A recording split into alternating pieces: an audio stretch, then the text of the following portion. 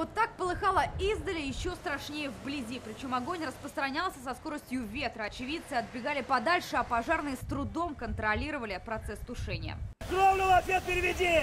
Сообщение о том, что на улице Тукая загорелся дом фабрично-торгового товарищества «Братья Крестовниковы», поступило на пульт пожарных в полдень. Позвонили охранники. На место отправили 20 единиц спецтехники и 80 пожарных. Так много неспроста.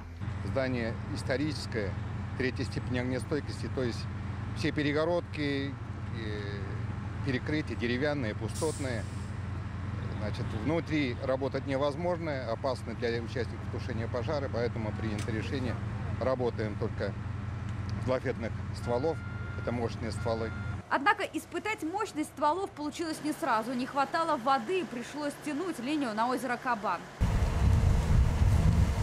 Тушили более 3 часов, благо что в здании на момент возгорания никого не было. Вот уже 2 года оно не используется. Пожар был потушен 15 часов 39 минут на площади 1200 квадратных метров.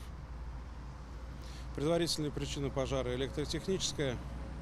На месте работают дознаватели Государственного пожарного надзора и испытательной пожарной лаборатории по Республике Татарстан. Не только дознаватели, но и сотрудники Минкульта Республики. Дом фабрично-торгового товарищества «Братья Крестовниковы» был построен в 20 веке и входит в список культурного наследия Казани. По поручению прокурора республики Ильдуса Нафикова прокуратура уже начала проверку по этому делу. Адель Кламиц, Айрат Назипов, Елизавета Пастухова, Андерсен Тальцев, ТНВ, Казань.